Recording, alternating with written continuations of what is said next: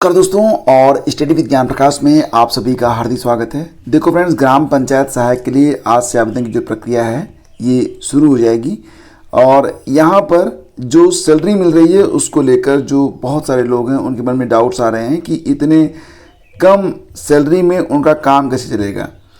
देखो फ्रेंड्स, आपको बताना चाहेंगे कि ग्राम पंचायत सहायक का जो पद होता है ये संविदा पर भरा जाता है और हालांकि ग्राम पंचायत इसे आगे कई सालों में रिन्यूअल कर सकती है, यानी कि अगर पंचायत चाहे तो उसे रिन्यू कर सकती है। दूसरी बात यह है कि आपको सिस्टम के बारे में समझने को बहुत कुछ मिल जाता है और यहाँ पर जो सैलरी मिलती है फ़िलहाल तो अभी 6,000 रुपये है, लेकिन इसे बढ़ाए जाने की खबर मिल रही है कि आगे चलकर ये सैलरी बढ़ सकती है। तो लगभग 9,000 से 10,000 रुपये आपको मिनिमम यहाँ पर मिल सकते हैं और इसमें जो लोग इंटरमीडिएट पास हैं, 12वीं पास हैं, वो लोग आवेदन कर सकते हैं। जनरल कैटेगरी के हैं तो 40 साल तक, अगर आप ओबीसी SC ST से हैं तो 45 साल तक आप यहाँ पर आवेदन कर सकते हैं। ये नौकरी आप तभी कर सकते हैं जब आपके ग्राम पंचायत में जहाँ के आप निवासी हैं वहाँ पर ये वैकेंसी आई हुई हो, तभी आप यहाँ पर फॉर्म भर सकते हैं। फॉर्म भरने के लिए जो लास्ट डेट है वो 30 जून है। 30 जून तक आप फॉर्म भर पाएंगे। फॉर्म आपको ऑफलाइन भरना है, इसके लिए ऑनलाइन फॉर्म नहीं भरे जाएंगे। ऑफलाइन फॉर्म भरकर आप इसे अपनी ग्राम पंचायत में या फिर ब्लॉक में या फिर ग्राम पंचायत जो एक होते हैं ना पंचायत अधिकारी जिले स्तर पर, आप उनके यहाँ फॉर्म जमा कर सकते हैं और अगले महीने में आपको नियुक्ति भी मिल जाएगी।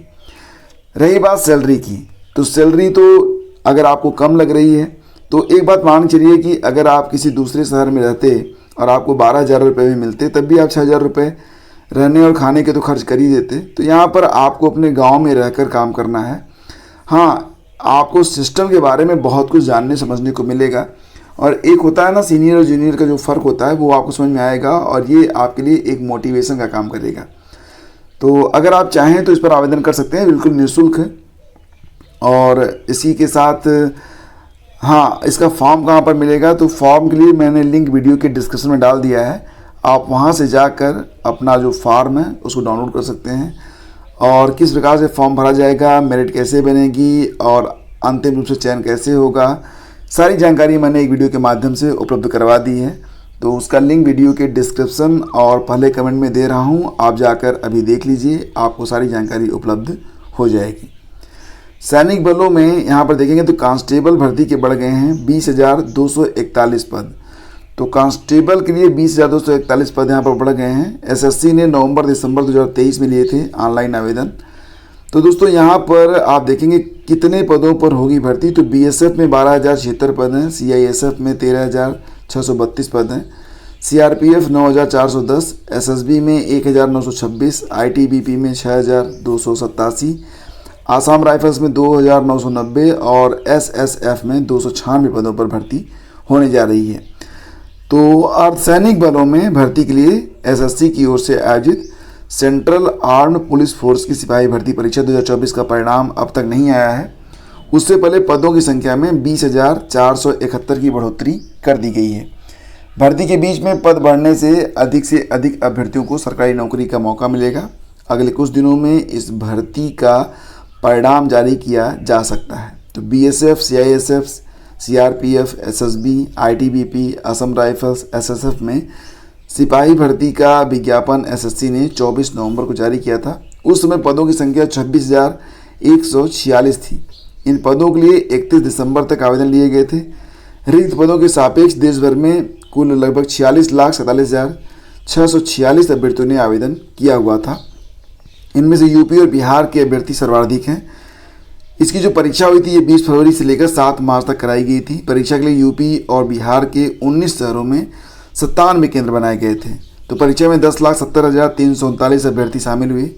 1 घंटे की ऑनलाइन परीक्षा प्रतिदिन 4 पाली में कराई गई। अब इसका परिणाम आने वाला है। उससे पहले पदों की संख्या यहाँ पर बढ़ गई है। तो एक बड़ी खबर है उन बच्चों के लिए जो लोग अर्धसैनिक बलों के लिए आवेदन किए हुए थे। और गर्मी में परिषदीय स्कूलों की जो छुट्टियां थी उन्हें 24 तक बढ़ा दिया गया है, क्योंकि भीषण गर्मियां चल रही हैं और आगे आने वाले समय में गर्मी से राहत की बिल्कुल भी उम्मीद नहीं है। आज प्रयागराज का जो तापमान था वो पिछले लगभग 150 सालों में सर्वाधिक रहा। रात में भी तापमान लगभग 35, 36, 33 डिग्री तक रहा। ये बहुत ही भीषण गर्मी थी, जहाँ पर ना तो कूलर काम कर रहा था, ना तो पंखे काम कर रहे थे। जिनके पास एसी थे वो लोग ही बस चैन से सो पाए होंगे, नहीं तो बाकी लोग तो आज रात में जागते हुए उन्होंने रात गुजारी है। और दिन भी इतने बड़े होते हैं कि क्या बताएं। सूर्योदय जो है 7:30 के आसपास होता है, तो पूरा दिन बस वही है कि उत्तर प्रदेश लोक सेवा आयोग के द्वारा एक संक्षिप्त विज्ञप्ति जारी की गई है। तो ये जो विज्ञप्ति है इसमें पीसीएस जे की मुख्य परीक्षा में जो अभ्यर्थी शामिल हुए थे और जो अपनी कापियाँ देखना चाहते हैं उनके बारे में यह जानकारी है कि ऐसे अभ्यर्थियों को विशेष अभियान चलाकर उनसे प्रार्थना पत्र प्राप्त कर उत्तर पुस्तिकाओं का अवलोकन दिनांक 20 जून से 30 जुलाई तक कराए जाने का निर्णय लिया गया है। तो उत्तर पुस्तिकाओं के अवलोकन के लिए निर्धारित तिथि और समय के विवरण संबंधी विस्तृत विज्ञप्ति उत्तर प्रदेश लोक सेवा आयोग की वेबसाइट पर उपलब्ध है, जिसके अनुसार इच्छुक अभ्यर्थी अपने से संबंधित निर्धारित तिथि व समय पर उपस्थित होकर प्रार्थना पत्र देकर अपनी उत्तर पुस्तिका को देख सकेंगे। तो पीसीएस-जे 2022 मुख्य परीक्षा के सभी अभ्यर्थियों को कॉपी दिखाएगा आयोग। कॉपी बदले जाने का मामला हाईकोर्ट पहुंचने के बाद यूपीपीएससी ने यह निर्णय लिया है। रोल नंबर के अनुसार 20 जून से 30 जुलाई तक अभियान चलाकर दिखाई जाएंगी कुल 18,042 कापियाँ, और उत्तर पुस्तिका उन्हें ही दिखाई जाएगी जो मुख्य परीक्षा में शामिल हुए हैं, जिनके प्राप्तांक वेबसाइट पर अपलोड किए गए हैं। अभ्यर्थी केवल अपनी उत्तर पुस्तिकाओं का अवलोकन कर सकेंगे और उत्तर पुस्तिका के अवलोकन या निरीक्षण के लिए अधिकतम 30 मिनट मिलेंगे। निरीक्षण कक्ष में अभ्यर्थी किसी प्रकार के इलेक्ट्रॉनिक डिवाइस को लेकर नहीं जा सकेंगे। निर्धारित तिथि पर समय पर अनुपस्थित न रहने पर मान लिया जाएगा कि संबंधित अभ्यर्थी उत्तर पुस्तिका देखने का इच्छुक नहीं है। निरीक्षण के बाद अभ्यर्थी को निर्धारित स्थान पर लिखकर देना होगा कि उसने उत्तर पुस्तिका का निरीक्षण कर लिया है।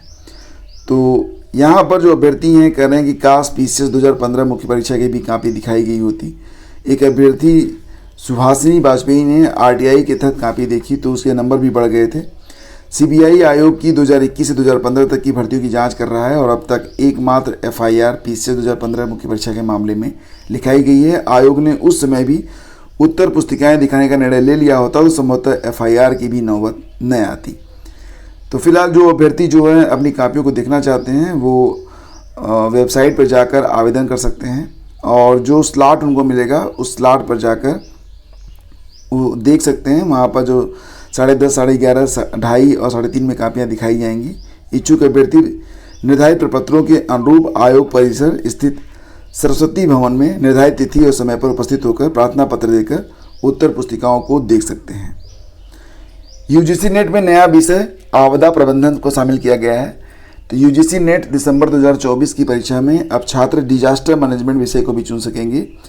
यूजीसी नेट परीक्षा में शामिल इस नए विषय का पाठ्यक्रम भी यूजीसी नेट पाठ्यक्रम पोर्टल पर अपलोड कर दिया गया है। यूजीसी के सचिव प्रोफेसर मनीष जोशी की ओर से इस संबंध में शुक्रवार को अधिसूचना जारी की गई है। तो डिजास्टर मैनेजमेंट एक नया विषय शामिल हुआ यूजीसी नेट में, जिसकी परीक्षा दिसंबर में ली जाएगी। और बिहार लोक सेवा आयोग की ओर से फ्रेंड्स कई सारी बड़ी खबरें हैं, जैसे कि 18 जून को होने वाली डीएलएड की परीक्षा और बिहार एसटीटी की जो परीक्षा थी उसको बकरीद के मद्देनज़र पोस्टपोन किया गया है। नई डेट अभी डिक्लेयर नहीं हुई है।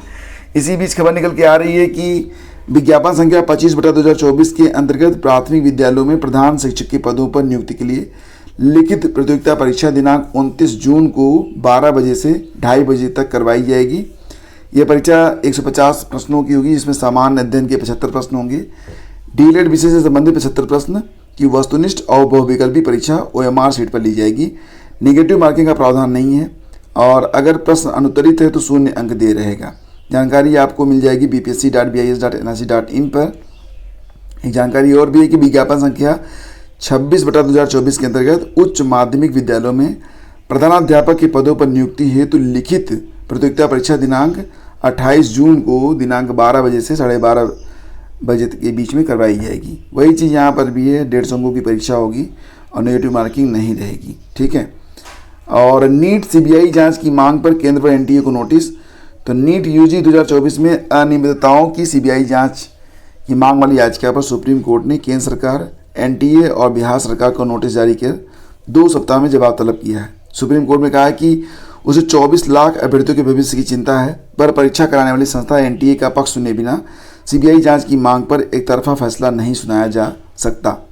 तो जस्टिस विक्रमनाथ और जस्टिस संदीप मेहता की पीठ सीबीआई जांच की मांग वाली हितेन सिंह कश्यप की जनहित याचिका पर सुनवाई कर रही है। याचिकाकर्ता के वकील ने कहा कि इसमें 24 लाख परीक्षार्थियों के भविष्य का सवाल है। तो फिलहाल अभी जो ये मामला सुनवाई में है और हाई कोर्ट से केस स्थानांतरित करने की मांग पर नोटिस पीठ ने नीट यूजी 2024 में अनियमितता, कदाचार, पेपर लीक को लेकर दिल्ली, कलकत्ता, छत्तीसगढ़ और अन्य हाई कोर्ट में दर्ज मामलों को शीर्ष कोर्ट स्थानांतरित किए जाने की एनटीए की मांग पर अब निजी वादियों को नोटिस जारी किया है। सुनवाई इस पर होगी 8 जुलाई को। और रही बात प्रधानमंत्री किसान निधि के बारे में, तो दोस्तों पीएम मोदी 18 को 9.3 करोड़ किसानों को देंगे सम्मान निधि। तो प्रधानमंत्री नरेंद्र मोदी 9.3 करोड़ किसानों को किसान सम्मान निधि की 17वीं किस्त 18 जून को वाराणसी से जारी करेंगे। इसके लिए करीब 20,000 करोड़ रुपए जारी किए गए हैं। पीएम मोदी ने तीसरे कार्यकाल में सबसे पहले पीएम किसान सम्मान निधि की इस किस्त के लिए जारी राशि को स्वीकृत किया था। इसका लाभ उन किसानों को मिलेगा जिन्होंने ज़मीन का सत्यापन और केवाईसी कराया हुआ है। तो दोस्तों यहाँ पर कुल मिला के 20,000 करोड़ रुपए 9.5 करोड़ किसानों को मिलेगा और ये 18 जून को इसकी किस्त जारी कर दी जाएगी। तो बहुत ही शानदार यहाँ पर एक पहल है। और फिलहाल फ्रेंड्स ये थी आज की news update. Current affair quiz के लिए आप लोग डेली 8 बजे इस चैनल पर आ सकते हैं। आपको टॉप 10 MCQs करवाए जाते हैं और हमारा जो फ्रेंड्स ऑब्जेक्टिव है वो ये है कि विभिन्न प्रतियोगी परीक्षाओं में करंट अफेयर पूछा जाता है। तो प्रतिदिन 10 प्रश्न जो कि सबसे इंपॉर्टेंट होंगे वो आपको यहाँ पर करवा दी जाए, वो भी मात्र 5 मिनट में, ताकि पूरे महीने में 300 और पूरे साल में 3600 प्रश्नों का अच्छा खासा क्वेश्चन बैंक आपको दे दिया जाए। तो बहुत सारे लोग अब इसे हल कर रहे हैं। अगर आप नहीं कर रहे हैं तो पीछे मत छूटिए, आप भी इसे ज्वाइन करिए। मिलते हैं आपसे अगले वीडियो में। आज्ञा दीजिए, नमस्कार, जय हिंद।